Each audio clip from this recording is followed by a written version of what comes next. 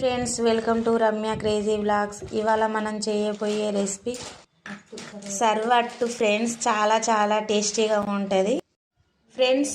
ఈ గ్లాస్తో ఒక గ్లాస్ రైస్ 4 hours నానబెట్టించుకోవాలి.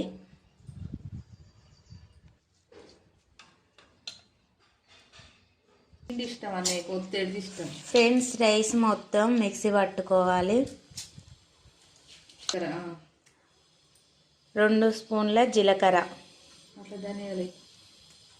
2 స్పూన్ల ధనియాలు, 10 పచ్చిమిర్చి,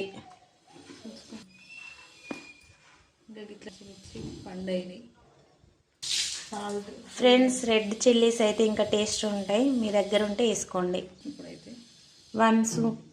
1 స్పూన్ సాల్ట్, చిటికెడు పసుపు,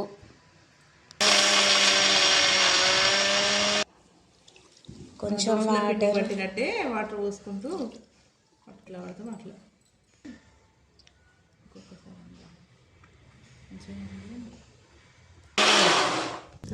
దోశల పిండిలాగా పట్టుకోవాలి ఫ్రెండ్స్. మిక్సీ 5 స్పూన్స్ శనగపప్పు 3 hours ముందు నానబెట్టుకోవాలి ఫ్రెండ్స్. వేసుకుంటే పల్లీలు కూడా వేసుకోవచ్చు. నానబెట్టిన శనగపప్పు ఆ పిండి రుబ్బుకున్న మిశ్రమంలో వేసుకోవాలి. వేసుకొని పిండి ఎక్కువైతే ఇంకా కొంచెం పప్పు ఎక్కువ నానబెట్టుకోవాలి. నేను ఇప్పుడు పిండి తక్కువ కాబట్టి 4-5 స్పూన్లు శనగపప్పు నానబెట్టుకున్నాను. ఓకే. 2 రెబ్బల కరివేపాకు చిన్నగా ఇట్లా చుంచుకొని వేసుకోవాలి.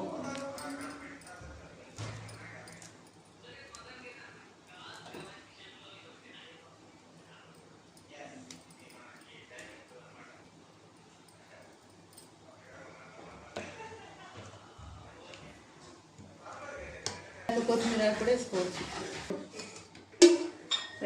ఆయిల్ పోసుకోవాలి ఫ్రెండ్స్. ఆయిల్ చెత్తుతాయి. మరి చిటికెడు ఆవాలు, తిప్పుకొని మన దోశ వేసినట్టే చూసుకొని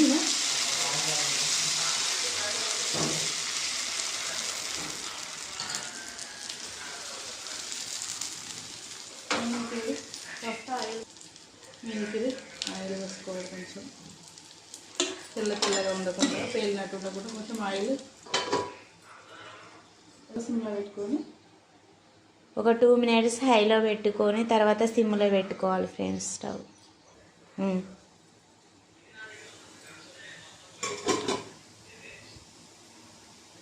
సర్వట్టు రెడీ.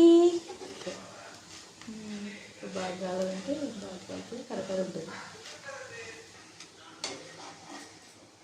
సర్వట్టు రెడీ. సర్వట్టు రెడీ. ఫ్రెండ్స్ మీరు కూడా చూడండి, ట్రై చేయండి. ఎలా వచ్చిందో కామెంట్ చేయండి. Bye friends.